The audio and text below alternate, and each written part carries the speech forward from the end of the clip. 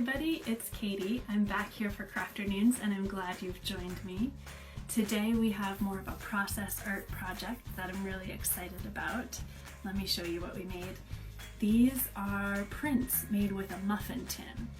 So process art is more about the experience of making a project. It's about seeing how materials feel, getting to experiment with a new method for making art. And less focused on what the end result is. But I think these actually look really cool too. They're kind of abstract, there's a lot of interesting texture and pattern, and you can experiment with color mixing as well. So that's what we're gonna do today. Before we talk about materials, I just wanted to show you one of my favorite books for this kind of process artwork. This is called The Art Workshop for Children by Barbara Rucci.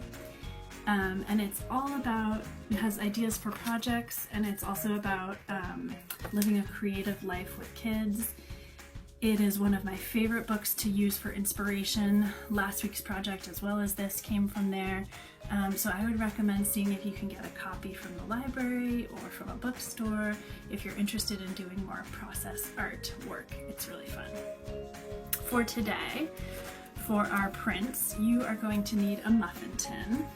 This is just a regular muffin tin we use for baking. So we're gonna put the paint on the back side, and as long as you're using tempera paint, it'll be really washable. You can use it again for cooking, no problem.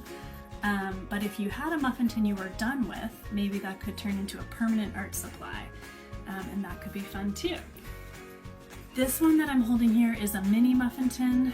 If you've got a full-size muffin tin, I would recommend that because the paint is going right on these bumps. A full-size muffin pan is going to give you a little more surface area to work with, and especially with young kids, it's nice to have a larger area. The next thing that you're going to need is paper. So you're going to want a kind of sturdy paper for this project. Cardstock would be ideal. If you don't have that, you could use watercolor paper. You could probably use a grocery bag cut into pieces, but I wouldn't recommend printer paper because it's going to get too saturated with paint. So you will want to cut your paper into smaller squares, and you're going to want quite a few of these, so I would recommend 10 to 20 per kit.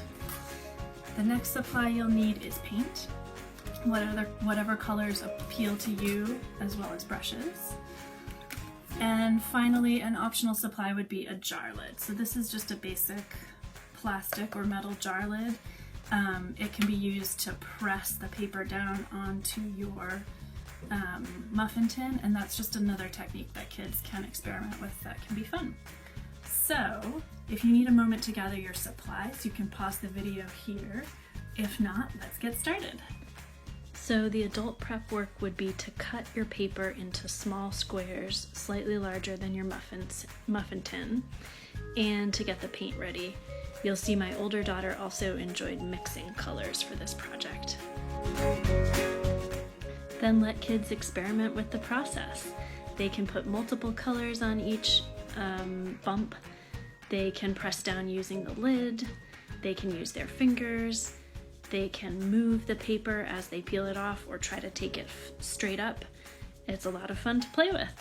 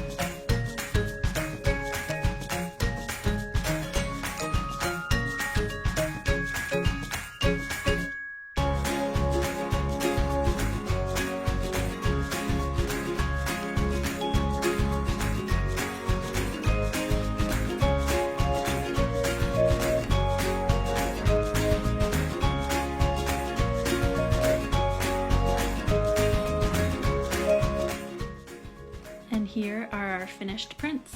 Enjoy!